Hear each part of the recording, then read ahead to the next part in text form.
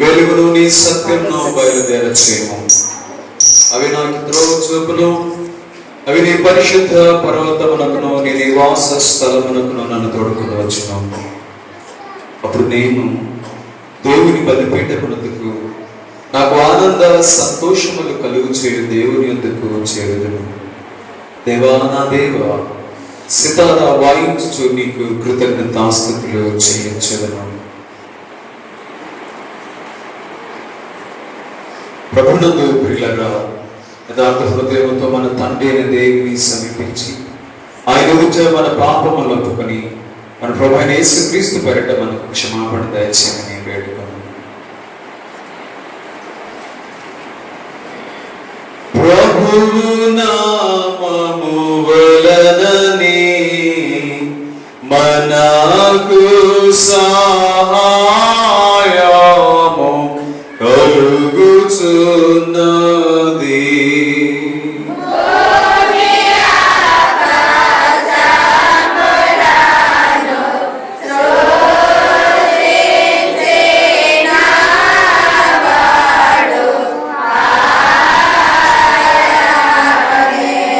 ప్రభు సన్నిధిని నాయతి క్రమములు నేను ఒప్పుకొందునను కొంటిని.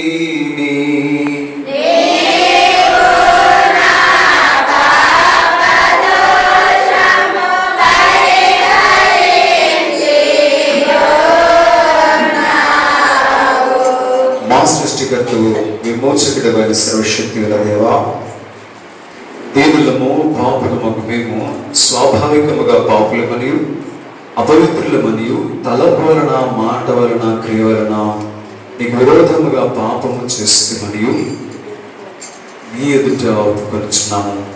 కావున మేము మా ప్రభువైన యేసుక్రీస్తు నిమిత్తమున నీ కృపను వెదుకుచు వేడుకొనుచు మితిలేని కనికరము గల నీ యొద్దకు ఆశ్రయమునకై వచ్చుచున్నాము.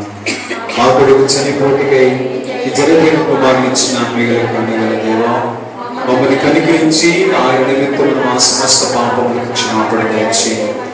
దేవుని కృప చేత నిత్య జీవం పొందినట్లు నిన్ను కూర్చుని నీ చిత్తమును కూర్చుని సరైన జ్ఞానమును నీ వాక్యములకు తగిన విధేయతను ఆయన నీ పరిశుద్ధాత్మ వలన వృద్ధి పొందింపమని మా ప్రభువైన యేసుక్రీస్తు ద్వారా వేడుకొనుచున్నాము. ఆమేన్. మన పరలోకపు తండ్రి సర్వశక్తి గల దేవుడు వాళ్ళని కనికరించి మన కొరకు చనిపోవటకే తన యొక్క కుమారునిచ్చి ఆయన మూలమున మన పాపములన్నిటిని క్షమించుచున్నాడు. ఆయన నామమందు విశ్వాసం ఉంచి వారికి దేవుని కుమారులకుటకు అధికారం ఇచ్చుచు వారికి తన పరిశుద్ధాత్మను అనుగ్రహించును. నమ్మి బాప్తిసం పొందిన వాడు రక్షింపబడును.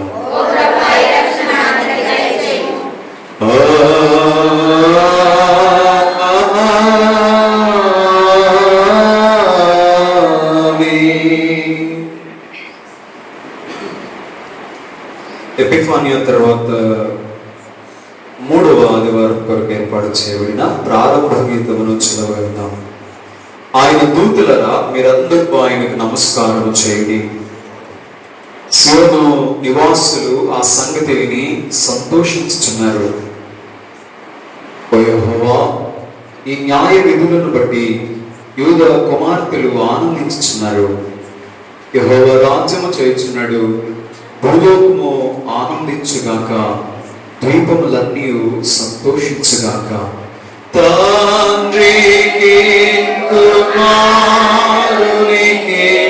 పరిశుద్ధాత్మకును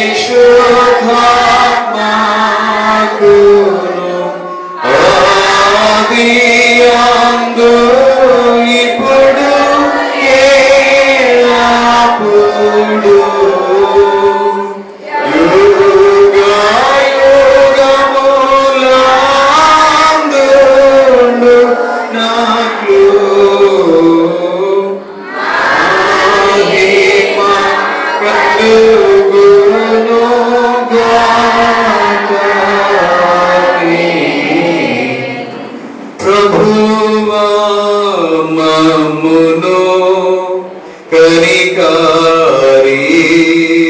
కనికరింపుము.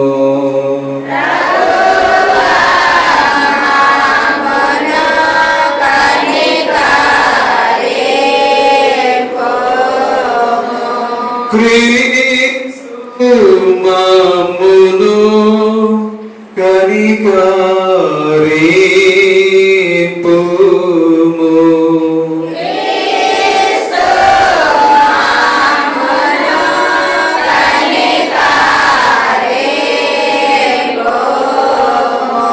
ప్రభువా మమ్మును కనికరింపుము.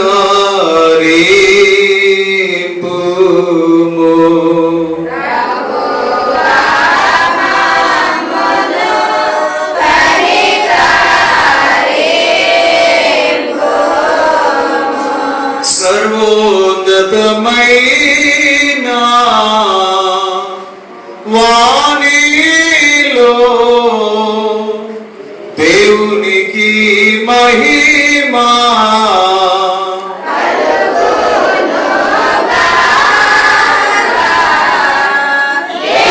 దేవునికి మహిమా కలుగునుగా.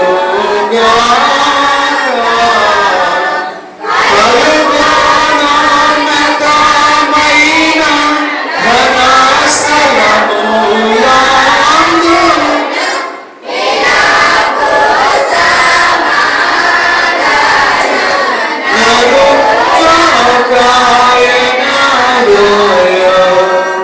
ప్రభువైన దేవా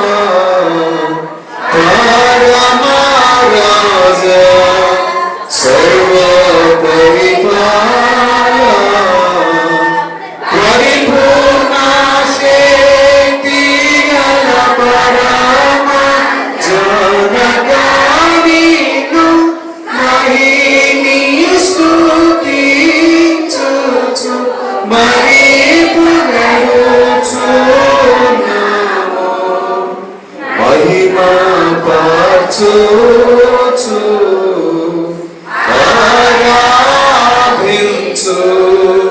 ఆరాధించుచున్నాము నిన్ను. మహిమాతిశయమును మదిదలంచియు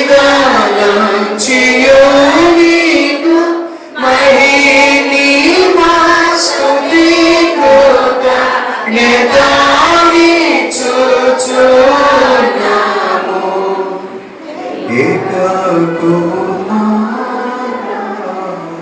యేసు ప్రభువా యెహోవాయ లోక పాపము మోయు ఏక దేవుని కొరే ప్రియామును కనికరించుము చల్లగా. లోక పాపములు మోసపోవు యేసు రక్షక. పసిరాజన గుడి కుడి వైపున కూర్చుండి యేసు మా ప్రార్థన లించి కనికరించు.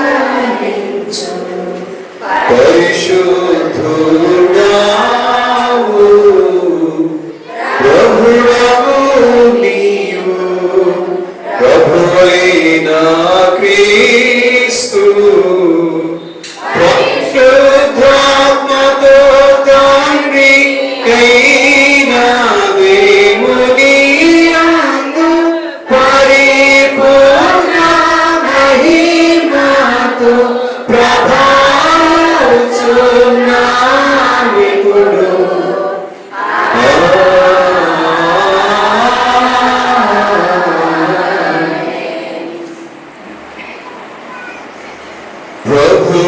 ప్రభునితో నుండుగాక.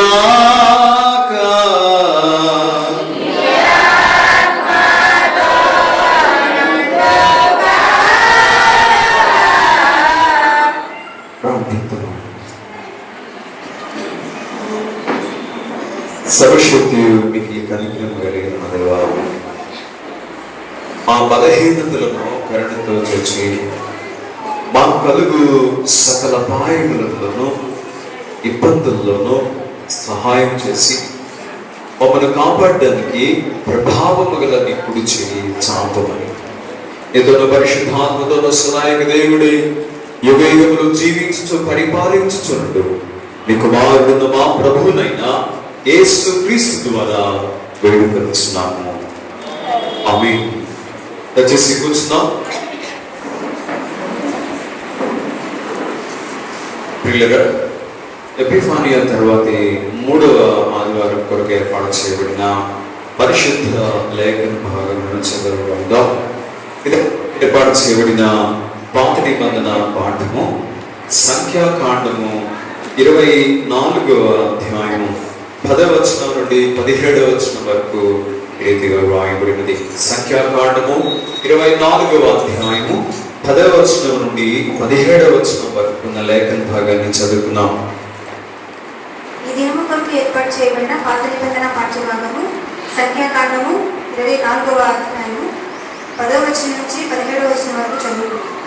అప్పుడు బాలాకు కోపము బిలాము మీద మండెను కనుక అతడు తన చేతులు చరుచుకొని బిలాముతో, నా శత్రువులను శపించుటకు నిన్ను పిలిపించుతుంది, కానీ నీవు ఈ ముమ్మారు వారిని పూర్తిగా దీవించుతుంది.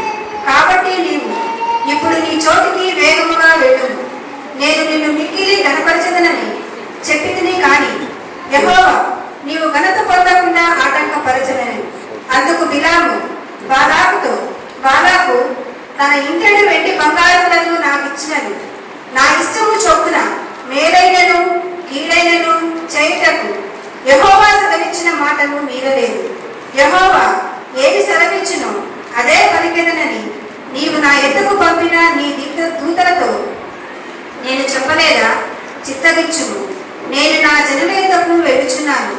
అయితే కడపటి దినములలో ఈ జనులు నీ జనులకేమి చేయుదురో అది నీకు విసినపరచదను రమ్మని చెప్పి ఉపమాన రీతిగా ఇట్లనే. బెయలు కుమారుడైన బిలాముకు వచ్చిన దేవోక్తి, కన్నులు తెరిచిన వాడికి వచ్చిన దేవోక్తి, దేవవాకులను వినిన వాని వార్త, మహోన్నతుని విద్య నెరవేరి వార్త. అతడు పరవశుడై కన్నులు తెరచిన వాడై సర్వశక్తిని దర్శనము పొందెను. ఆయనను చూచుచున్నాను కానీ ప్రస్తుతమున నున్నట్టు కాదు.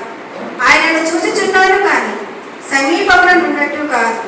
నక్షత్రము యాకోబులో ఉదయించును, రాజదండము ఇశ్రాయేలులో నుండి లేచును. అది మోయాబు ప్రాంతములను కొట్టును, కలహమేరులందరినీ నాశనము చేయను. ఈ కొద్దివరకు దేవుడు దీవించున్నారు. ఆమేన్. ఇతరుడు దినం కొరకు ఏర్పాటు చేయబడిన పాత నిబంధన పాఠము ఇంత పర్యంతము. పరిశుద్ధుడవగు దేవా, పావనశక్తుడ దేవా, పావనామధ్య దేవుడా, మమ్మును కనికరింపుము.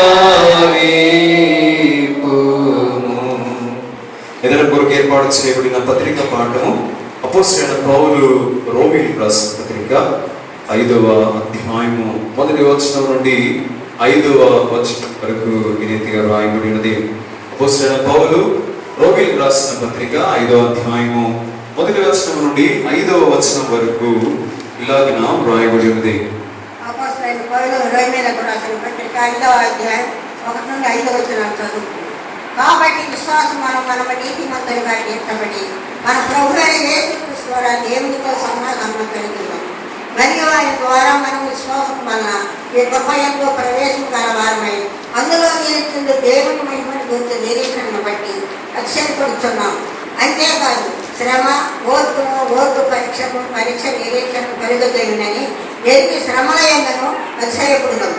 మనకు అనుగ్రహింపబడిన పరిశుద్ధాత్మ ద్వారా దేవుని ప్రేమ మన హృదయంలో ప్రమాణింపబడి ఉన్నది కనుక ఈ నిరీక్షణ మనలను సిగ్గుపడుతుంది. ఇంతటితో పట్టిక పాటు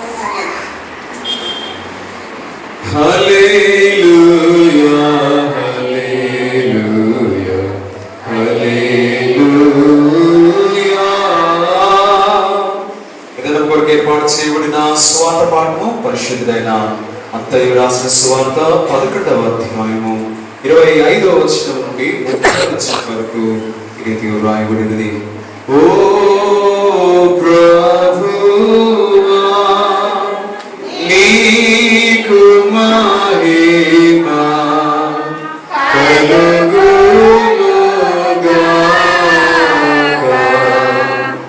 కొరకు ఏర్పాటు చేయబడిన సువార్త పాఠము పరిశుద్ధుడైన మత్తయి రాసిన సువార్త 11వ అధ్యాయము 25వ వచనం నుండి 30వ వచనం వరకు రీతిగా వ్రాయబడినది.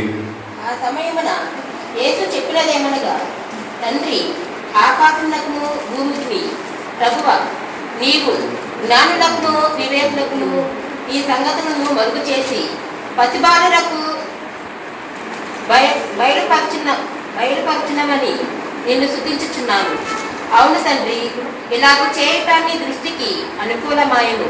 సమస్తమును నా తండ్రి చేత నాకు అప్పగింపబడి ఉన్నది. తండ్రి గాక ఎవడను కుమారుని ఎరుగడు, కుమారుడు గాకను కుమారుడు ఎవరికి ఆయనను బయలుపరచాలని ఉద్దేశించను వాడు గాకను మరి ఎవడును తండ్రిని ఎరుగడు. ప్రయాసపడి భారము మోసుకొనుచున్న సమస్త జనులారా నా యుద్ధకు రండి, నేను మీకు విశ్రాంతి కలుగజేతును. నేను సాత్వికుడను, దీన మనసు గలవాడును గనుక మీ మీద నా కాడి ఎత్తుకొని నా యుద్ధ నేర్చుకొనడి. అప్పుడు మీ ప్రాణములకు విశ్రాంతి దొరుకును. ఏలయనగా నా కాడి సులువుగాను నా భారము తేలికగాను ఉన్నది. దేవుడి వాక్యము దీవించును. ఇతర దినం కొరకు ఏర్పాటు చేయబడిన సువార్త పాఠము పర్యంతం. ఓ క్రీస్తు నీకు స్తోత్రము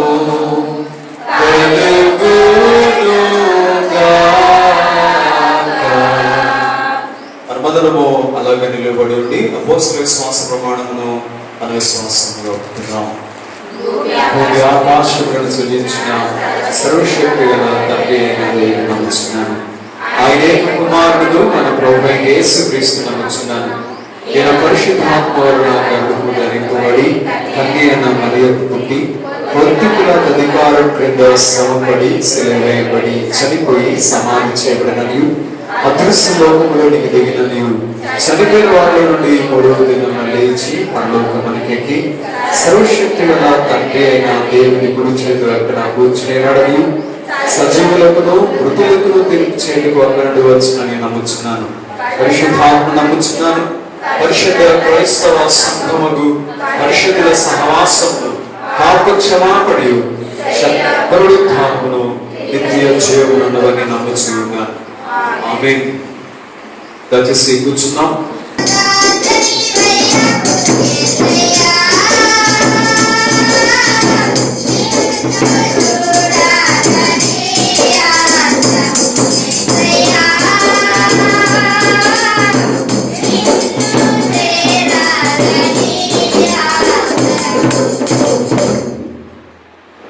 తండ్రి దేవుని మన ప్రభువైన యేసుక్రీస్తు కృపయు సమాధానము మీకు అందరికీ కలుగును గాక.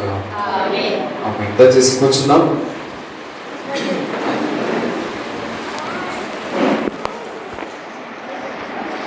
పిల్లరా, ఈ శ్రేష్టమైన సమయంలో ఈరోజు మనము ఎపిఫానియా తర్వాతి 3వ ఆదివారంలో ఉన్నాం. ఈ ప్రత్యేకమైన సమయానికి మనందరినీ ఈ స్థలంలో సమకూర్చిన దేవాది దేవునికి మనం అందరం కూడా వందనస్తులమైన దేవునికి మహిమ కలుగును గాక. అందరికీ ప్రభువైన యేసుక్రీస్తు నామములో వందనాలు తెలియజేస్తూ ఉన్నాను. పిల్లరా, చదువుబడిన లేఖన భాగాన్ని మరొకసారి మనం జ్ఞాపకం చేసుకున్నాం, పరిశీలిస్తాం. ఈరోజు మనం పాత నిబంధన పాఠంగా సంఖ్యాకాండం 24వ అధ్యాయము 10వ వచనం నుండి 17వ వచనం వరకు ఉన్న లేఖన భాగాన్ని చదువుకున్నాం. పిల్లలు, ఈ భాగంలో బిలాము అనేటువంటి ఒక ప్రవక్తని మోయాబు రాజ్యానికి చెందిన రాజు అయిన బాలాకు కబురు పెట్టాడు. ఆయన్ని ఇశ్రాయేల్ జనాంగాన్ని శపించమని కోరాడు. దానికి కొంత డబ్బులు ఇస్తానని చెప్పాడు. దానికి ఆశపడినటువంటి బిలాము ప్రవక్త ఇశ్రాయేల్ జనాంగాన్ని 3 సార్లు శపించడానికి వెళ్ళాడు. ఈ క్రమంలో అతని నోటి వెంట శాపవచనాలు రాలేదు కానీ ఆశీర్వచనాలు దేవుడు పలికించాడు. దాంతో విసిగిపోయినటువంటి బాలాకు అనే మోయాబు రాజు ఇప్పుడు బిలాముతో మాట్లాడుతున్నాడు. దానికి ప్రత్యుత్తరంగా బిలాము కూడా బాలాకుతో మాట్లాడిన మాటలే మనం చదువుకున్నటువంటి 10వ వచనం నుండి 17వ వచనం వరకు. పిల్లల 11వ వచనంలో ఆయన ఒక మాట అంటాడు, నేను నిన్ను మిక్కిలి ఘనపరిచేదనని చెప్పేదని కానీ యెహోవా నీవు ఘనత పొందకుండా ఆటంకపరిచాడు అని చెప్పడం మనం చూస్తున్నాం. అప్పుడేమైనా దేవుని పిల్లలు కానీ బిలాము అంటున్నాడు, నేను నీ వెండి నీ బంగారం దగ్గర పెట్టుకో, కానీ నేను మాత్రం దేవుడు చెప్పమన్నదే చెప్తాను అని ఆయన సమాధానం ఇవ్వటం 12వ వచనంలో చూస్తాం. అంతేకాదు 15వ వచనం నుండి 17వ వచనం వరకు రాబోయే రోజుల్లో మోయాబుకు జరిగేటువంటి పరాభవాన్ని గురించి ఇక్కడ ప్రవచనాత్మకంగా ఆయన మాట్లాడడం మనం చూస్తున్నాం. నక్షత్రంలో యాకోబుల నక్షత్రం పుడుతుంది. అంతేకాకుండా రాజదండం ఇశ్రాయేలు నుంచి లెగుస్తుంది, అది మోయాబును కొడుతుంది అని ఆయన 17వ వచనంలో మాట్లాడడం మనం చూస్తాం. సో ప్రేమైన దేవుని బిడ్డలారా, మోయాబుకి వారికి ఉన్నటువంటి రాబోయే రోజుల్లో వారికి జరగబోయే పరిస్థితులు, వారు బిలాముని పాడు చేయడానికి ప్రయత్నం చేస్తున్న పరిస్థితుల గురించి ఇక్కడ మనం చూస్తాం. అదేవిధంగా పత్రికా పాఠంగా మనం చదువుకున్నటువంటి రోమీయులకు రాసినటువంటి పత్రిక 10వ అధ్యాయంలో 5వ అధ్యాయం మొదటి 5 వచనాలు చదువుకున్నాం. ఇక్కడ పౌలు మరొకసారి మన నిరీక్షణని జ్ఞాపకం చేస్తూ మనము శ్రమలలో కూడా ప్రభువునందు అతిశయించాలని ఆయన మనల్ని ప్రోత్సాహపరచడం చూస్తున్నాం. లేదా మనమంతా కూడా యేసుక్రీస్తు ప్రభు వారి యొక్క సహవాసంలోనికి, ఆ సమాధానకరమైన స్థితిలోనికి పిలువబడ్డాం. కనుక ఇలాంటి గొప్ప ఆధిక్యతను మనకు ప్రభు ఇచ్చాడు. అంతేకాదు మన హృదయాల్లో దేవుని యొక్క ప్రేమ కూడా కుమ్మరించబడింది.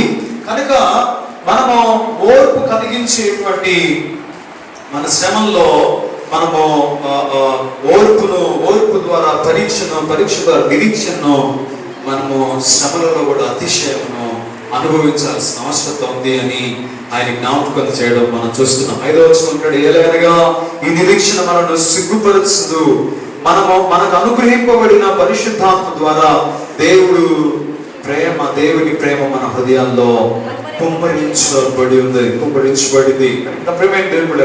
మీ నిరీక్షణ జ్ఞాపకం చేసుకోండి. శ్రమల్లో కూడా ఓపికతో దేవుని యందు ఆనందించడానికి ప్రయత్నం చేయండి అని పౌలు ఇక్కడ మనల్ని ప్రోత్సాహపరచడం చూస్తున్నాం. ఇంకా సువార్త పాఠంలోకి వెళ్తే ప్రభు 11వ అధ్యాయంలో ఇక్కడ 25వ వచనం నుండి 30వ వచనం వరకు మనం చదువుకున్నాం.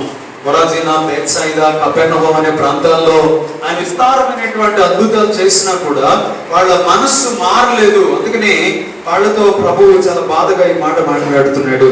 28 వచనంలో, ప్రయాసపడి భారం మోసుకొనుచున్న సమస్త జనులారా నా దగ్గర రండి, నేను మీకు విశ్రాంతి కలుగు చేస్తాను. నా దగ్గర నేర్చుకోండి, నేను సాత్వికుడు, దీన మనసు కలవాడు కనుక మీరు నా కాడు ఎత్తుకొని నా యొద్ద నేర్చుకోండి, అప్పుడు మీ ప్రాణములకు విశ్రాంతి దొరుకుతుంది. దేవుని యందు ఆనందించడం ఎలాగో, దేవుని యందు అతిశయించడం ఎలాగో ఆయన దగ్గర నేర్చుకోమని ప్రభు మనల్ని ఆహ్వానిస్తున్నాడు. మరొక గొప్ప ఆధిక్యత ఏంటంటే, నీ భారాన్ని నేను మోస్తానని ప్రభు చెప్పడం మనం చూస్తున్నాం. ఈ 3 లేఖనాల ద్వారా దేవుని శ్రేష్టమైన సందేశాన్ని వినడానికి సిద్ధపడదాం. మొదటిగా మత్తయి సువార్త 11వ అధ్యాయము 28, 29 వచనాలు చదువుదాం. సమస్త జనులారా నా యొద్దకు రండి, నేను మీకు విశ్రాంతి కలుగజేతును. నేను సాత్వికుడను, దీన మనస్సు గలవాడును కనుక మీ మీద నా కాడి ఎత్తుకొని నా యొద్ద నేర్చుకొనుడి.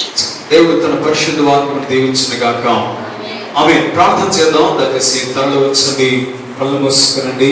ప్రార్థనలో ఏకీవించవలసింది మనం చేస్తూ ఉన్నాను. పరిశుద్ధమైన మా తండ్రి, కృపా కనికరము కలిగిన మా ప్రభువా, ఈ ఘనమైన శ్రేష్టమైన నామం బట్టి మీకు వందనాలు చెల్లిస్తూ ఉన్నాం. దేవా, మరొక ప్రభువు దినముని మాకు అనుగ్రహించి ఇతరులుగా మేమందరం కూడా మీ సన్నిధానంలో చేరి నిన్ను ఘనపరచు భాగ్యాన్ని మేలకు తెచ్చినందుకు వందనాలు చెల్లిస్తున్నాం. డైలీ మా ప్రభా అప్పటి వరకు నిన్ను పాడి స్తుతించాం, ఘనపరిచాం, నిన్ను ఆరాధించాం. 10 నిమిషాలు నీ వాక్యాన్ని ధ్యానించబోతుండగా నైనా ఈ లేఖనాలను అర్థం చేసుకోవడానికి కావలసిన జ్ఞానం నడిపింపు దయచేయమని, ఈ స్థలంలో ఉన్న వారందరూ, ఈ మాటలు వింటున్న వారందరూ నీ వారే కనుక నీ దయగలిగిన మాటలు మేము గ్రహించలాగిన మనోన్నతులు తెరవమని వేడుకుంటున్నాను. ఈ బిడ్డల ముందు నీ పక్షంగా నిలబడుతున్న ఈ దీనిని మీరు జ్ఞాపకం చేసుకోండి. ఈ సెలవు చాటును మరుగుపరిచి ఈ బిడ్డలతో మీరే మాట్లాడి మహిమ పొందమని క్రీస్తు శ్రేష్టమైన నామంలో వినయంతో ప్రార్థించి వేడుకొంచున్నాం తండ్రి, ఆమేన్. ప్రభునందు ప్రియమైన దేవుని సంఘం, దేవుని బిడ్డలారా, ఈరోజు మన వాక్య ధ్యానాంశము దేవుని యొద్ద నేర్చుకోవడం, learning from our saviour, learning from our God. దేవుని యొద్ద నేర్చుకోవడం, దేవుని యొద్ద చెప్పాలి, దేవుని యొద్ద నేర్చుకోవడం. మీరు గమనించారా, మనిషి చిన్నతనం నుంచి చచ్చిపోయేంత వరకు కూడా నేర్చుకుంటూనే ఉంటాడు. ఎవరో ఒక దగ్గర ఏదో ఒక విషయం, ఏదో ఒక వయసులో, ఏదో ఒక స్థాయిలో, ఏదో ఒక స్థలంలో, సందర్భంలో మానవులు నేర్చుకుంటూనే ఉంటారు. చిన్నప్పుడు వాళ్ళు ఇన్ఫాంట్గా ఉన్నప్పుడు, పసిపిల్లలుగా ఉన్నప్పుడు వాళ్ళు మనం నేర్పిస్తాం. భోజనం చేయడం నేర్పిస్తాం, మాట్లాడడం నేర్పిస్తాం, నడవడం నేర్పిస్తాం, బంధాన్ని, బంధుత్వాన్ని నేర్పిస్తాం, ఆడింటి బాబాకు ఈడింటి బాబాకు అని కూడా నేర్పిస్తాం. ప్రేమేంటి నేర్పడదా? మనము జీవితకాలం పాటు నేర్చుకుంటూనే ఉంటాం.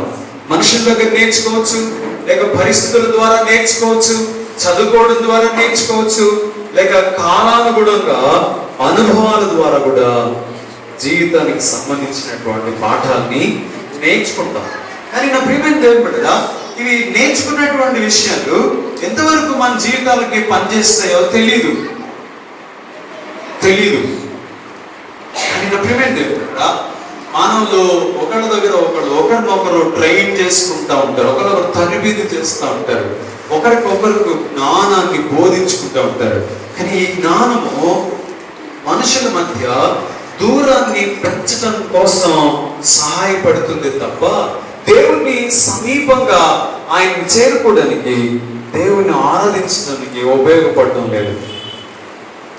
పుస్తకాలు చదువుకొని నేర్చుకునేటువంటి పాఠాలు ఈ మానవుని జీవితాన్ని సరళతరం చేయడానికి ఉపయోగపడుతుంది అనుకుంటున్నాం.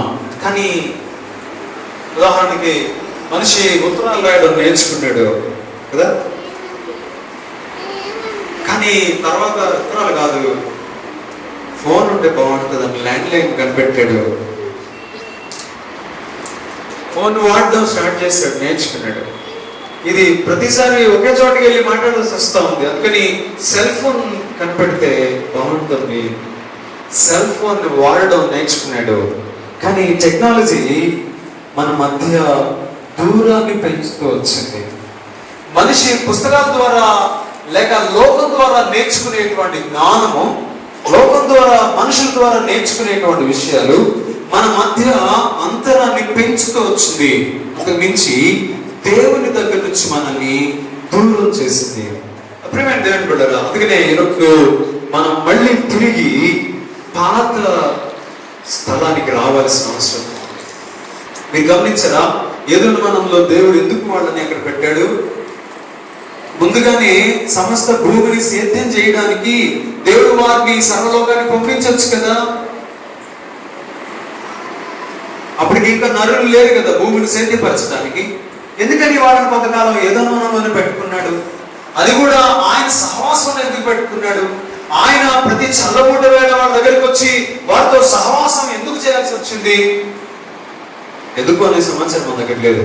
బట్ నేనేమో అని ఆలోచన చేస్తున్నానంటే, దేవుడు వారిని తరిబీదు చేస్తున్నాడు.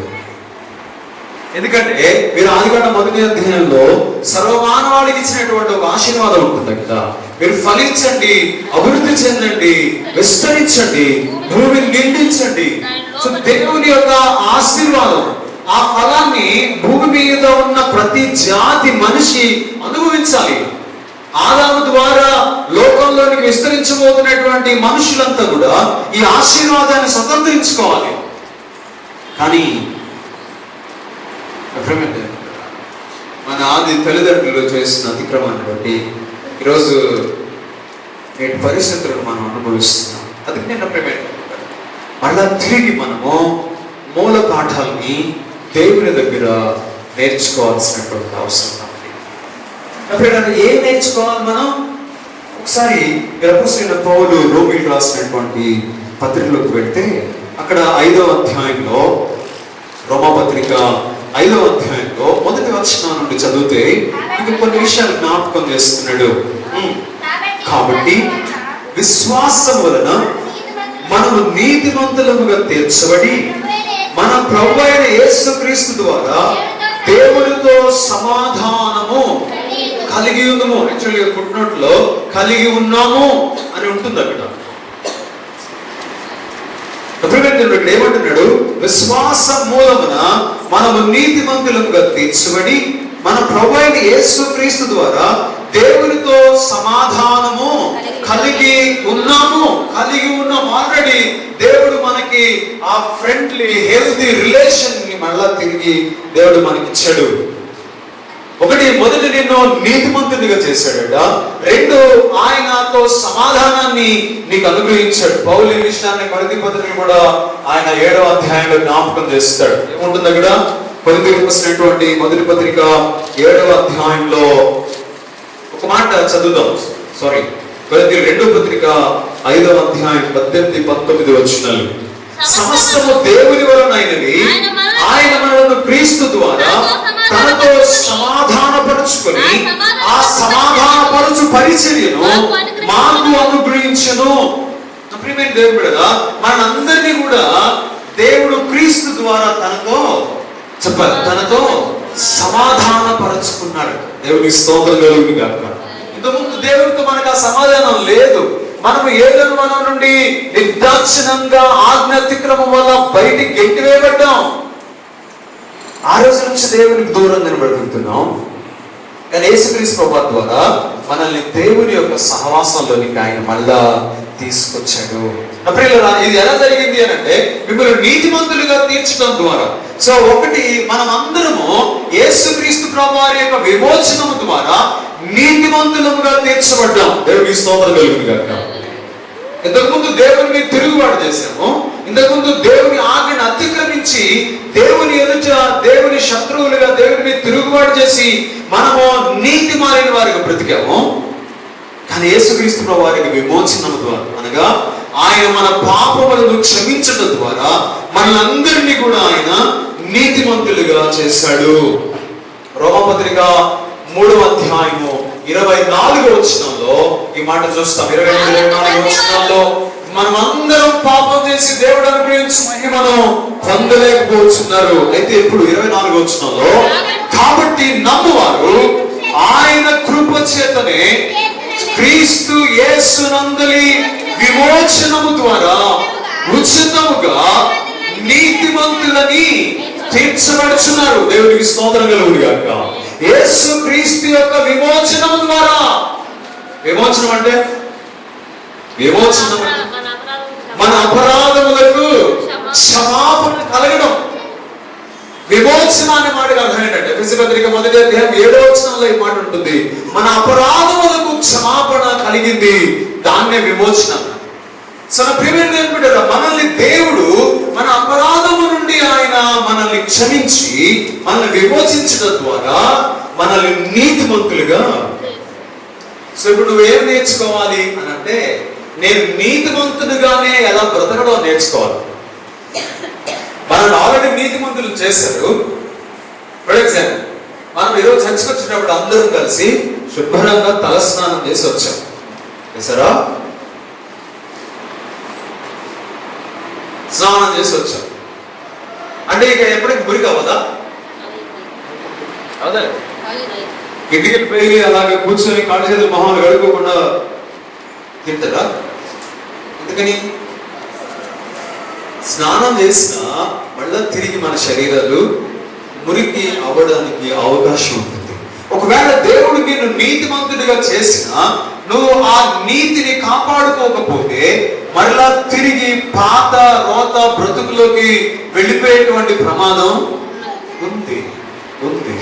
ఎందుకంటే పాపానికి అలవాటు పడిన హృదయం అంత తేలికగా అవి మానుకోదు. శ్రమపడిగా దేవుడు తన విమోచనము ద్వారా, యేసుక్రీస్తునందలి విమోచనము ద్వారా నిన్ను నీతిమంతురాలిగా చేశాడు. ఎవడు లేడు నీతిమంతులేడు అనుకోబోకండి. యేసుప్రభువు నమ్ముకునేటువంటి ప్రతి ఒక్కరు కూడా చెప్పలే నీతిమంతులే.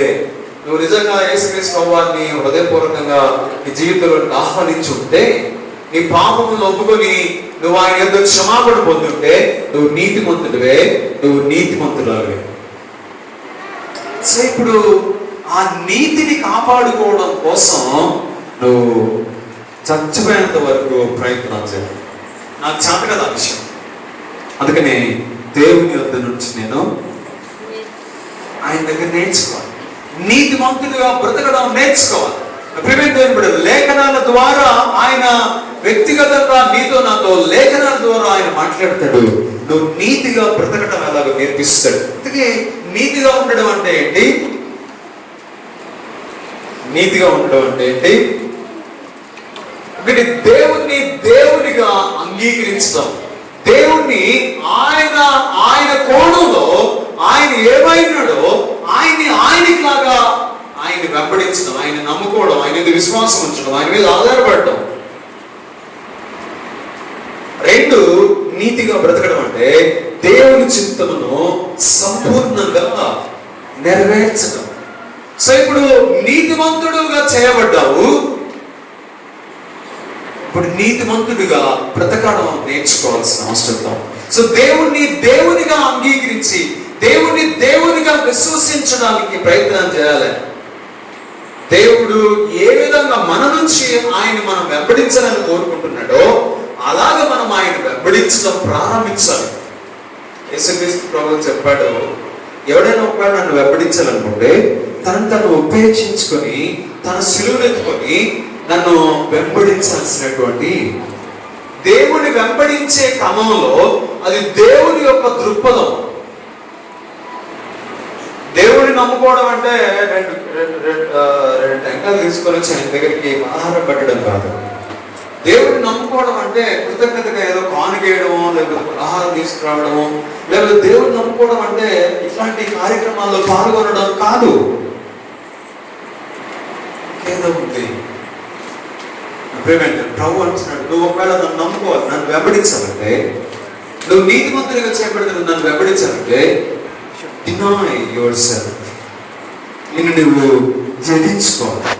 ఎక్కడా కూడా నువ్వు కనపడడానికి లేదు, ఇంకా ఎక్కడా కూడా నువ్వు వినపడడానికి వీల్లేదు. కానీ విచారకరమైనటువంటి విషయం ఏంటంటే సంఘంలో ప్రభు తప్ప అందరు కనపడతారు, ఒక్క ప్రభు తప్ప అందరు కనపడతారు. ఏంది నేను కనపడలేదు నేను అడుగుతాం పాదరి గారి వచ్చి పెట్టారు. అదిగా దేవుడు వాక్యం ఏమంటారు, నీతిగా బ్రతకడం ఆయన దగ్గర నేర్చుకోవాలి. అనగా అందులో రెండు విషయాలు జ్ఞాపకం చేస్తున్నాను. ఒకటి, దేవుని యొక్క ఉద్దేశాల్లో నుండి మనం వెంబడించాలి. ఆయన మనము ఎలాగ వెంబడించాలని తనను కోరుకుంటున్నాడో, ఆయన మనం తనను ఎలా వెంబడించాలని నేను కోరుకుంటున్నాడో, మనం ఆయన ఎలా నడుచుకోవాలి, ఎలా ప్రవర్తించాలని నేను కోరుకుంటున్నాడో, అది మన జీవితంలో నెరవేర్చబడాల్సిన అవసరం. నీ జీవితంలో దేవుని యొక్క చిత్తం ఏంటో అది సంపూర్ణంగా నెరవేర్చబడాల్సినటువంటి అవసరం ఉంది. అది దేవుని యొద్ద నుంచి నేర్చుకుంటాం. ఎందుకంటే ఆయన ఎలా ఉండమంటున్నాడో నాకెలా తెలుస్తుంది? అది ఆయన చెప్పాలి. అవునా? మీరందరూ ఇంటికి వెళ్ళిన తర్వాత వంట చేస్తారు, ఆల్రెడీ చేసి ఉంచుంటారు. మీరు ఇంట్లో ఉన్న వాళ్ళందరికీ ఏ కూర అంటే ఇష్టమో మీకు ఎలా తెలుస్తుంది? జనరల్గా ఎలా తెలుస్తుంది? వంట చేసే తల్లులే కాబట్టి మీ వారికి ఏ కూర అంటే ఇష్టమో మీకు ఎలా తెలుస్తుంది? చెప్పాలి. ఏంటి మీరు కూర అన్నారు వండట్లేదా? పాఠశాల వండిస్తున్నారా? ఎట్లా తెలుసుకుంటారు? ఎట్లా తెలుసుకుంటారు? ఇట్లాంటి మీరు మీకు ఏదైతే ఇష్టమో అది చేసుకొని మీరు ఆయన కొంచెం పెడతారంటున్నారు కదా. ప్రేమేంటి దేవుడు ఎలా తెలుసుకుంటారంటే ఆయన అడుగుతారు, నీకు ఏ కూర అంటే ఇష్టం అని అడుగుతాడు కదా. లేకపోతే నీకు ఇష్టం వచ్చిన కూర నువ్వు చేస్తే ఆయన కొంచెం వేసుకొని తింటాడు, అంతే జరిగేది. పెళ్ళైన కొత్తలో చక్కగా అల్లుడు గారికి ఏమేమి ఇష్టమో అవి వండుతారు. రోజులు గడిచే కొద్దీ మనం ఇష్టంగా వండుకున్నాయి కాస్త ఆయనకి పెడతారు, అదే జరుగుతుంది. బట్ వాళ్ళ ఇష్టాలు ఏంటి అన్న విషయం ఎప్పుడు తెలుస్తుందంటే మనం వాళ్ళని అడిగి తెలుసుకున్నప్పుడు. సో దేవుడు నీ విషయంలో దేన్ని చేయమని కోరుకుంటున్నాడు, నీ విషయంలో దేన్ని ఆయన ఇష్టపడుతున్నాడు, నీ విషయంలో ఆయన చిత్తమేంటో తెలుసుకోవాలంటే ఖచ్చితంగా నువ్వు ఆయన అడిగి తెలుసుకోవాల్సిందే.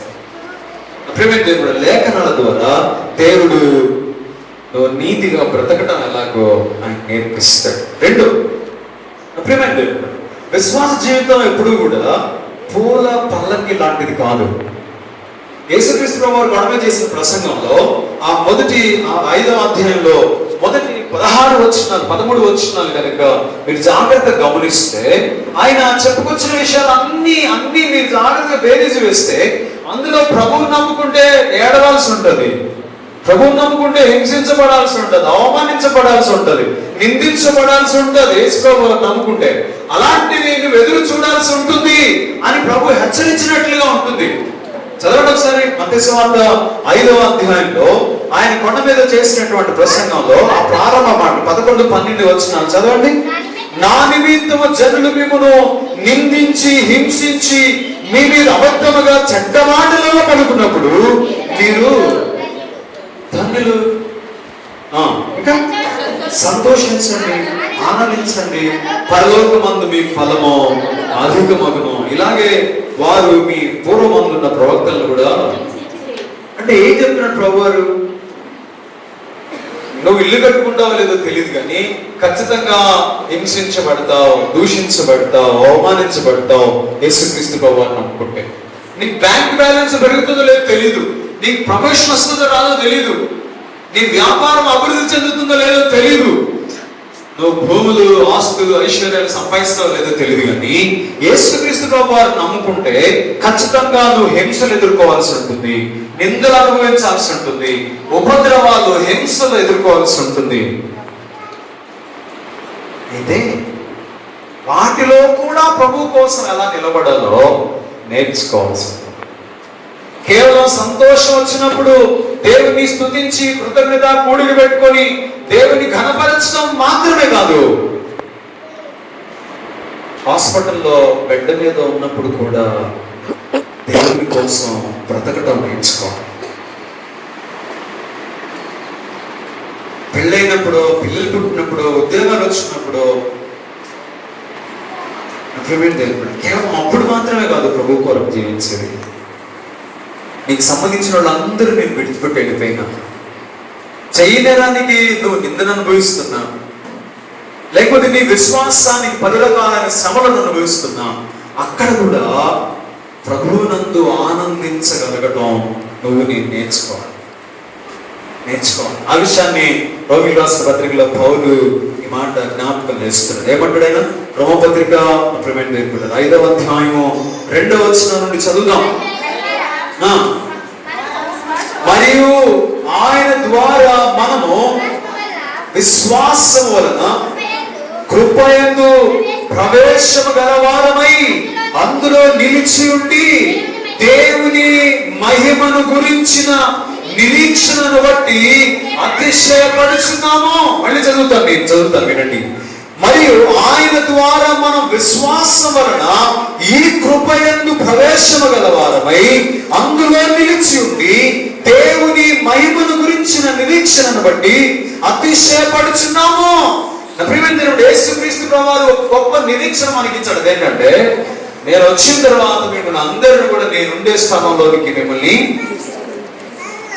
నీతిమంతులకు కలిగేటువంటి ఫలం, అది రక్షించబడినటువంటి వారికి కలగబోయేటువంటి దేవుడు ఇవ్వబోయేటువంటి బహుమానము నిత్యత్వము.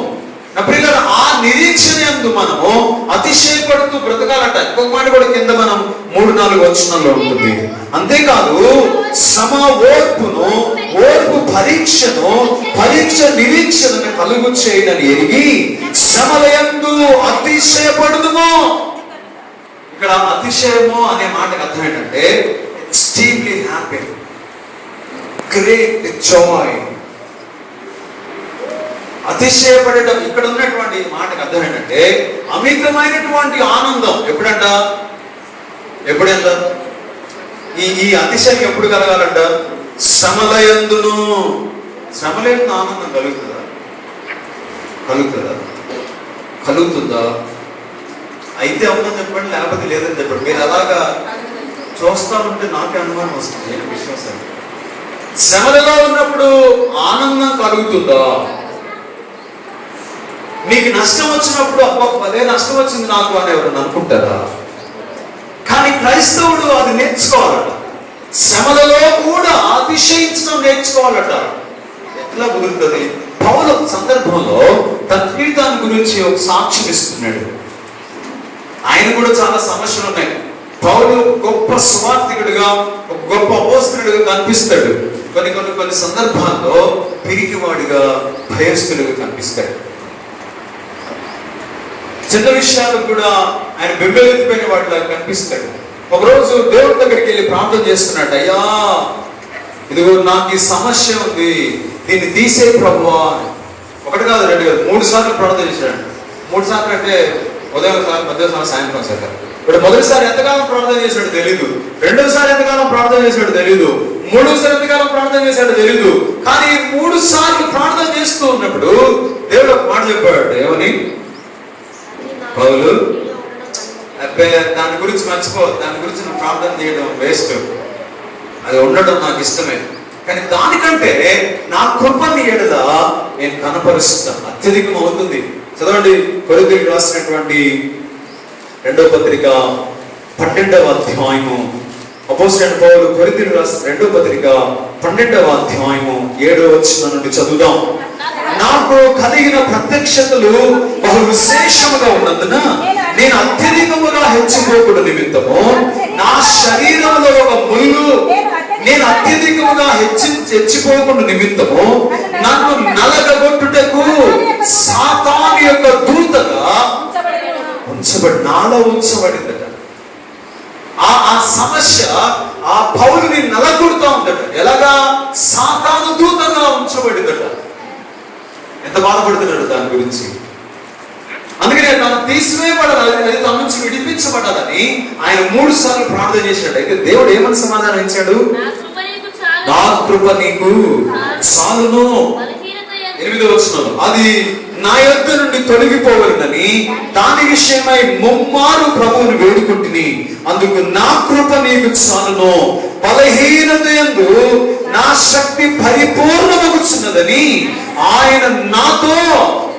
ప్రియులారా, ఒకవేళ ఈ మాట ప్రభు మనతో చెప్తే ఏం చేస్తాం? మనం కూడా ప్రభువుకి టార్గెట్ పెడతాం. ఏమని? 3 రోజులు ఉపవాసం ఉంటాను, నువ్వు ఈ పని చేయాలి, లేకపోతే రేపటి నుంచి గుడికి రాను. ఇంకా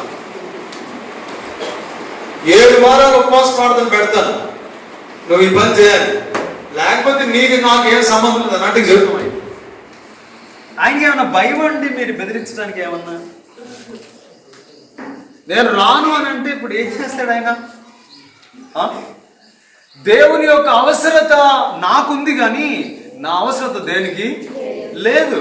నువ్వు ఆయన బెదిరిస్తేట. కానీ మనం ఇలానే ప్రార్థన చేస్తాం. కానీ ప్రియమైన దేవుని సంఘం, దేవుడు వాస్తవానికి అలా ప్రార్థన చేసే ఆధిక్యతను కూడా దేవుడే మనకు అనుగ్రహించాడు, వేరే విషయం. కానీ ఇక్కడ పౌలు ఏమంటున్నాడంటే, నేను కూడా ప్రార్థన చేశాను. ఎందుకు? నా శరీరంలో ఉన్నటువంటి ముళ్ళు నన్ను విడిచిపెట్టి పోవాలని. కానీ ప్రభు అంటున్నాడు, ఆ ముళ్ళు అట్టలనే అలానే ఉండని పౌలు, కానీ నా కృప నీ ఎడల నీ శ్రమలలో అధికమవుతుంది. ఆ రోగం అలానే ఉంటుంది, ఏం పర్లేదు, నువ్వు మాత్రం గుడికి రా అని అన్నాడు అనుకోండి. దేవుడు ఏం చేస్తారు? మీరు చెప్పాలి. ఏం చేస్తారు? నువ్వు కాబట్టి ఇంకొకటి ఎత్తుకుంటాం అంటాం, మనం అంటాం అంతే. మనం అనేది అంటే డైరెక్ట్గా అలాగా అనకపోయినా, పాదిరి గారు ప్రార్థన చేసాడు, సాయంత్రాన్ని తగ్గపోతే అంతరాలు కట్టించుకున్న దగ్గరికి వెళ్తాం, ఆడికి అంతరం కట్టించుకుని వస్తాం. అది ఎవడో కనపడకుండా ఇంకెవడో దాచిపెట్టుకుంటా ఉంటాం. అదే దాని అర్థం. నువ్వు కాబట్టి ఇంకొకటి అన్నట్టుగా చెప్తాం దేవునికి. కానీ నా ప్రియమైన దేవుడు పౌలు అంటున్నాడు, ఆయన ఏమని సాక్ష్యం ఇస్తున్నాడు? 9వ వచనం చదువుదాం. 9వ వచనం ఒకసారి చూద్దాం. నా కృప నీకు చాలును, బలహీనత యందు నా శక్తి పరిపూర్ణమగుచున్నదని ఆయన నాతో చెప్పాడు. కాగా క్రీస్తు శక్తి నా మీద నిలుచుడు నిమిత్తము విశేషముగా నా బలహీనత యందే నేను బహుగా, చెప్పాల, బహుగా అది నేర్చుకోవాలట క్రైస్తవుడు. కేవలము చికెన్ బిర్యానీ దొరికినప్పుడే కాదు, కొడ్డుగారం వేసుకొని తింటున్నప్పుడు కూడా, అప్పుడు కూడా దేవుని యందు ఆనందించాలట, దేవుని యందు ఆనందించాలట. ప్రేమైన దేవుని సంఘం, దేవుని పెళ్ళైన కొత్తలో మాకు ఉండడానికి వచ్చిన ఇల్లు ఇచ్చారు వెళ్ళిన సంఘంలో. ఆ ఇంట్లో మనుషులు లోపలికి బయటికి రావడానికి ఒకటే తలుపు, అందరికి ఒకటే తలుపు ఉంటుంది. బట్ కుక్కలు, పిల్లులు, కాకులు, కోళ్ళు రావడానికి ఇంటి చుట్టూ తలుపులు. దానికి సగం సగం అవి తిన్న తర్వాత మిగతాది మేము తినేవాళ్ళం. ఈవిడ గోల, నువ్వు నన్ను ఏదో పెళ్లి చేసుకుని అద్దాల వేళ పెడతాం అనుకుంటే నువ్వేంటి ఇలాంటి గుడిసెలోకి తీసుకొచ్చావు అంటే నేనే చేయను. సంగతులు ఇచ్చారు అక్కడ, మట్టి ఇల్లది, కింద మట్టి చుట్టూ మట్టి. ఆ పిల్లల్ని ఎవరినో సండే స్కూల్ పిల్లల్ని పెట్టుకొని ఆ పాత చర్చి పడేస్తే ఆ పడేసిన రాళ్ళు తీసుకొచ్చి లోపల వేసుకొని ఆవిడే ఈ సందిట్లు పాపం మా ఇద్దరు పిల్లలు అక్కడే పుట్టారు. ఇవి డెలివరీ అయ్యి 3 నెలలకి, 3 నెలలు 4 నెలలకు మళ్ళీ అక్కడ సంఘంలోనికి వచ్చింది. ఒకరోజు ఇట్లనే బాగా వర్షం కురుస్తా ఉంది. ఆ వర్షానికి గోడ నాని ఒక మూల పడిపోయింది, అవతల పడిపోయింది సందు. చర్చి కన్స్ట్రక్షన్లో ఉంది. అప్పుడు మేము సంఘం మీద మళ్ళీ అడిషనల్ భారం వేయకూడదని మేము వాళ్ళకి ఏం చెప్పలేదు. గోడ పడిపోయింది అయ్యా అని మాత్రం చెప్పాం. ఇంకా ఏం లేదు, ఇక గోడ పడిపోయిందా ఆహా అన్నారు అంతే. అయ్యో పడిపోయింది గోడ పాస్టర్ గారు అన్నారు. ఓకే, మేము ఆ చీరలు అడ్డం పెట్టుకొని, పాస్టర్ గారి చీరలు అడ్డం పెట్టుకొని కాలం గడిపాం అక్కడే. ప్రియమైన దేవుని సంఘం, దేవుని అక్కడ కూడా మేము దేవుని ఆనందించాం. కనీసం అలాంటి పరిస్థితుల్లోనైనా పరిచర్య చేయడానికి దేవుడు మాకు అవకాశం ఇచ్చాడు. అలాంటి పరిస్థితుల్లో కూడా పనిచేసేటువంటి ఆధిక్యతను మాకు ఇచ్చాడు. ప్రియమైన దేవుని బిడ్డ, చాలా సంతోషపడ్డాం. వర్షం పడితే మేము కొనుక్కున్న సామాన్, మేము ఎదురేగా మేము కొనుక్కున్న సట్లు, గిన్నెలు, తెప్పాడలు అన్నీ కూడా ఆ సూర్యులో నుంచి పడే నీరుని పట్టుకోవడానికి పనికొచ్చేయి. రాత్రంతా అలాగా చెరువు పక్కన ఎక్కడెక్కడ నీళ్లు పడుతున్నాయా అని దేవులాడకుండా కూర్చొని రాత్రులు అట్లీస్ట్ అలాంటి అనుభవాలు దేవుడు మాకు ఇచ్చినందుకు పరిచర్యలో మేము ఎంతగానో సంతోషపడ్డాం. ప్రియమైన దేవుని సంఘం, దేవుని బిడ్డగా కష్టంలో కూడా సంతోషించడం నేర్చుకోవాలంట. విశ్వాస జీవితం ఎప్పుడు నువ్వు అనుకుంటున్నట్లుగా నీకు రెడ్ కార్పెట్ వేసి ఉండదు. విశ్వాస జీవితం నువ్వు అనుకున్నట్లుగా నీకు పూల పాన్పులు లేకపోతే పూల పల్లకీలు పోయిరు ఎవరు? ప్రభు అదే చెప్పాడు, నా నిమిత్తం మీరు హింసించబడతారు, నిందించబడతారు, మీ గురించి చెడ్డ మాటలు పలుకుతారు. మీరేం కంగారు పడాల్సిన అవసరం లేదు, మీ ఫలము అధికమవుతుంది. ప్రియమైన దేవుని బిడ్డగా, నేను దేవుని సన్నిధానంలో నా శ్రమలలో కూడా, నా విశ్వాసానికి ఎదురయ్యేటువంటి పరీక్షల్లో కూడా నా ప్రియమైన దేవుడు నేను ఆనందించాల్సిన అవసరం. లుస్త్రా అనేటువంటి ఒక పట్టణం ఉంది, అందులో బలహీనమైనటువంటి పాదాలు కలిగిన వాడిని పౌలు స్వస్థపరిచాడు. ఒక రోజున ఆ వీధిలో నిలబడి ఆయన సువార్త చెప్తూ ఉంటే పక్క ప్రాంతం నుంచి వచ్చినటువంటి దొంగ అపోస్తలులు, దొంగ బోధకులు ఆయన్ని రాళ్లతో కొట్టి చంపడానికి ప్రయత్నం చేశారు. రాళ్లతో కొట్టారు. ఆ రాళ్ల దెబ్బలకి మూర్చబడిపోయాడు, చచ్చిపోయాడు అనుకొని ఆయన కాలుకి తాడు కట్టి ఊరి చివరికి ఈడ్చుకెళ్ళిపోయారు. అక్కడ సాయంత్రం దాకా పడిపోయి తప్పరిల్లుకొని మరలా లేచి ఎక్కడైతే తనను రాళ్లతో కొట్టారో అదే స్థలంలో నిలబడి సువార్త ప్రకటించడం ప్రారంభించాడు. నా ప్రియులు, ఆ మాటలు విన్నటువంటి అనేక మంది ప్రభువును అంగీకరించారు. ఈరోజు నీ శ్రమలలో నువ్వు ఆనందించడం నేర్చుకున్నప్పుడు నీ జీవితం విశ్వాసంలో మరొక మెట్టు పైకెక్కుతుంది. నీ విశ్వాసాన్ని చూసినటువంటి అనేక మంది ప్రభువుని వెంబడించడం ప్రారంభిస్తారు. కనుక నా ప్రియమైన దేవుని బిడ్డగా, నేను నేర్చుకోవాల్సినటువంటి నా ఆత్మీయ జీవితంలో మరొక ప్రాముఖ్యమైన విషయం ఏంటంటే, ఎలాంటి పరిస్థితుల్లోనైనా దేవుని యందు అతిశయించడం నేర్చుకోవాలి. పౌలు ఆ మాట జ్ఞాపకం చేస్తున్నాడు. నాకు కలిగినటువంటి బలహీనతలు అయితే బహు సంతోషముగా అతిశయపడుదును. ప్రియమైన దేవుని సంఘము దేవుడు, ఇప్పుడు ప్రభు అంటున్నాడు, నా దగ్గరికి రండి, నేను మీకు నేర్పిస్తాను. మీకు ఎందుకు అంత ప్రయాసపడతారు? ప్రయాసపడి భారం మోసుకొని వచ్చిన మాట ఎవరితో చెప్పాడు తెలుసా? కొరాజీన, బేత్సైదా, కపెర్నహూము అనేటువంటి పట్టణాల్లో ఆయన విస్తారమైనటువంటి అద్భుతాలు చేశాడు. ఒకటి కాదు, రెండు కాదు, విస్తారమైనటువంటి అద్భుతాలు చేశాడు. ఆయన సూచక్రియలు చేశాడు. కానీ అన్ని చేసినా కూడా వాళ్ళు మనసు మాత్రం మారలేదంట. మనకులాగా ఎన్ని వాక్యాలు చెబుతున్నా మళ్ళీ సాయంత్రం పాడారు. అనేకమైన అద్భుతాలు సూచక్రియలు వాళ్ళ మధ్య చేసిన వాడు మారు మనసు పొందకపోవడం చూసి ప్రభు ఈ మాట చెబుతున్నాడు. ఏమని? ప్రయాసపడి భారం మోసుకొని వచ్చిన సమస్త జనులారా, నేను ఇస్తాను మీకు విశ్రాంతి, నేను ఇస్తాను మీకు సంతోషం. మీరు సంతోషం కోసం వెతుక్కోవాల్సిన అవసరం లేదు, నా కోసం వెతకండి చాలు. నేను ఇస్తాను మీకు నిజమైనటువంటి ఆనందం ఏంటో, సంతోషం ఏంటో. నువ్వు అనుకునే దాంట్లో సంతోషం లేదు, ఎప్పటికీ ఉండదు కూడా. అందుకని ప్రభు అంటున్నాడు, నేను ఇస్తాను. నువ్వు ఆనందించేటువంటి మార్గాలు నేను చూపిస్తాను. నువ్వు ఎలాంటి పరిస్థితుల్లో నన్ను అతిశయించడానికి వీలుగా నేను తయారు చేస్తాను. నేను అందుకనే నా దగ్గరికి ఆ భారం ఏంటో నాకు అప్పగించడానికి, ఏదైనా బాధ నేను అప్పగించినట్టు నేను మీకు విశ్రాంతిని ఇస్తాను. ఇంకొక మాట కూడా 29 వచనంలో ఆయన మాట్లాడతాడు. ఏమని?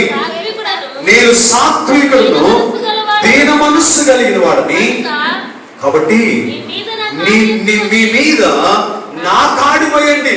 మీ మీద లోకం యొక్క బరువు కాదు, మీ మీద మీ పాపం యొక్క బరువు కాదు, మీరు నా కాడి మోయండి. అది చాలా సులువుగా ఉంటుంది. చదువుదాం. మీరు నా కాడి ఎత్తుకొని నా యొక్క నేర్చుకోండి, అప్పుడు మీ ప్రాణములకు విశ్రాంతి దొరుకుతుంది. ఎలాగైనా నా కాడి సులువుగాను, నా భారము తేలికగా ఉంటుందట. ప్రియమైన సహోదరి సహోదరుడు, ఈరోజు ప్రభు మనందరినీ పిలుస్తున్నాడు. మనందరికీ ఈ ఇన్విటేషన్ ఉంది. నిన్న ఎవరింటికైనా రమ్మని పిలుస్తారో లేదో తెలీదు, కానీ ప్రభు నిన్ను పిలుస్తున్నాడు. ప్రభు నిన్ను పిలుస్తున్నాడు. నా దగ్గర నేర్చుకుంది కనుక నువ్వు నీతిగా బ్రతకడం నేర్పిస్తాను. నేను శ్రమల్లో కూడా అతిశయించడం నేను నేర్పిస్తాను. కానీ బిలాము తనకున్న రాజ్యాన్ని బట్టో, తనకున్న సైన్యాన్ని బట్టో అతిశయపడుతున్నాడు. ఆ అతిశయం వేరు. అది గర్వము, అహంకారము, పొగరు.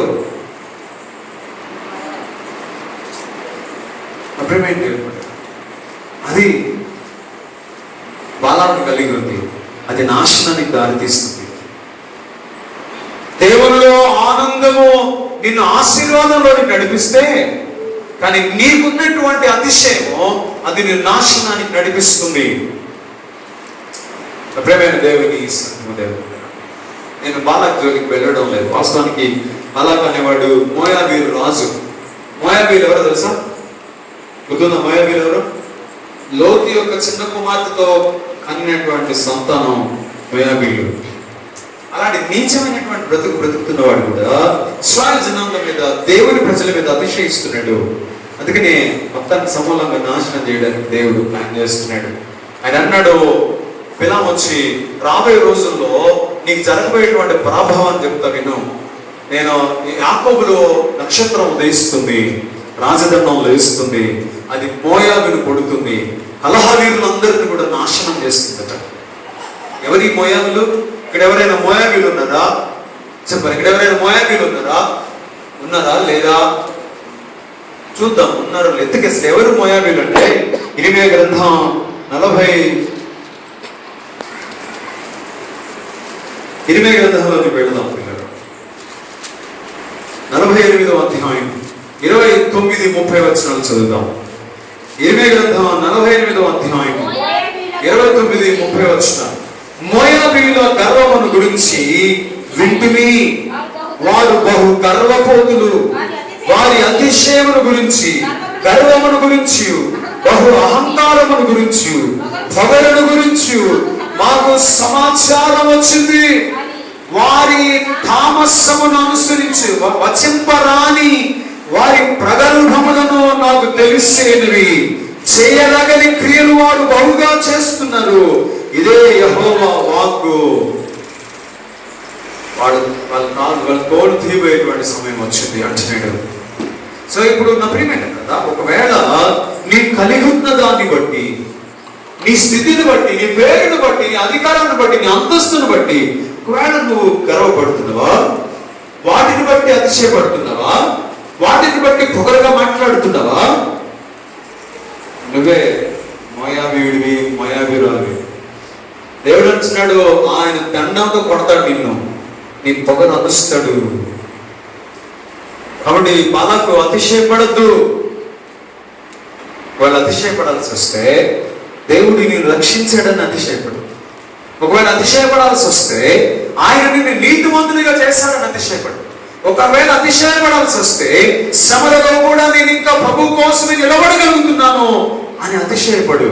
ఒకవేళ అతిశయపడాల్సి వస్తే ప్రభు వాగ్దానం చేసిన నిత్య జీవాన్ని పొందబోతున్నాను అని అతిశయపడు. అందును బట్టి ఆనందించండి. అంతేగాని నా నీ కలిగి ఉన్న వాటిని బట్టి అతిశయపడడానికి ప్రయత్నం చేస్తే నాశనానికి అవే ముందు నడుస్తాయని కూడా బిలాము ద్వారా దేవుడు హెచ్చరిస్తున్నాడు. కనుక నా ప్రేమ దేవుని బిడ్డలు, ఈరోజు దేవుని యందు ఆనందించడం మనం ఆయన దగ్గరే నేర్చుకోవాలి. ఒకటి, నీతిమంతులుగా బ్రతకటం.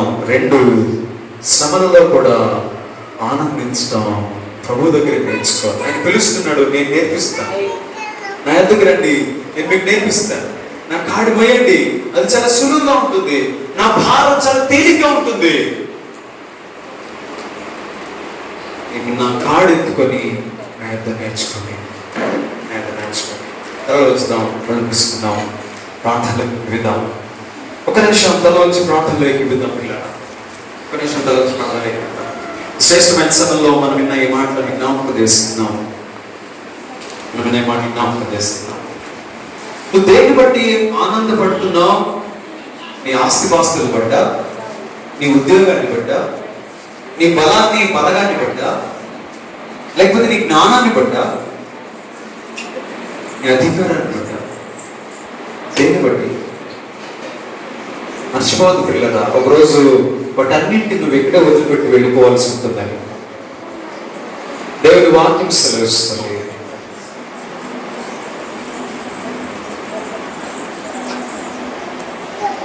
నీతిగా బ్రతకటం అవసరం, ఎందుకంటే దేవుడిని నీతిమంతునిగా చేశాడు.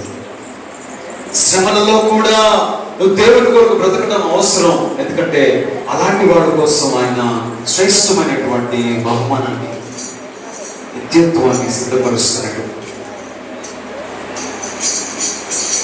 సో దేవుని దగ్గర నేర్చుకున్నాం. దేవుడు తన విమోచన ద్వారా నాకు ఇచ్చినటువంటి ఈ శ్రేష్టమైన రక్షణను, దేవుడు నాకు తన విమోచన ద్వారా నాకు ఇచ్చినటువంటి ఈ నీతియుక్తమైన జీవితాన్ని నేను ఎలా కొనసాగించాలో ఆయన దగ్గర నేర్చుకున్నాను.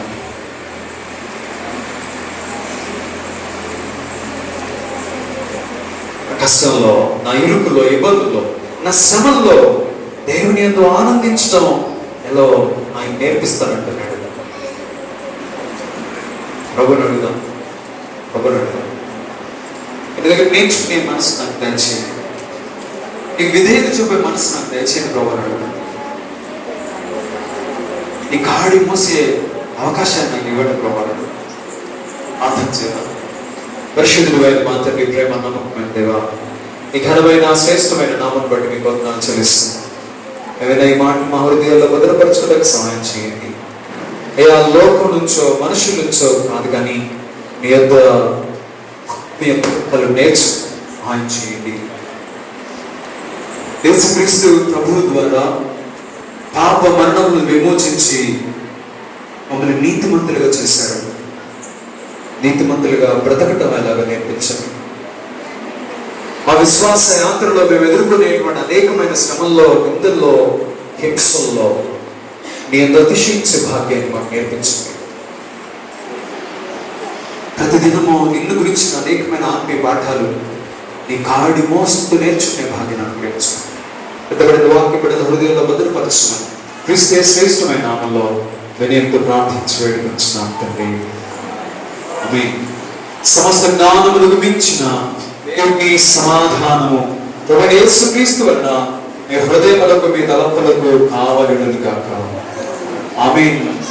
దేవా నా యందు శుద్ధ హృదయము కలుగచేయుము. నా యంతరంగములో స్థిరమైన మనసును ఘనముగా పుట్టించుము. నీ సన్నిధానములో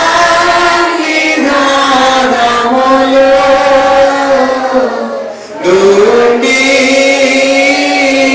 నన్ను త్రోసివేయకుము. నీ పరిశుద్ధాత్మను నా యొద్ద నుండి తీసివేయకుము. నీ రక్షణానందము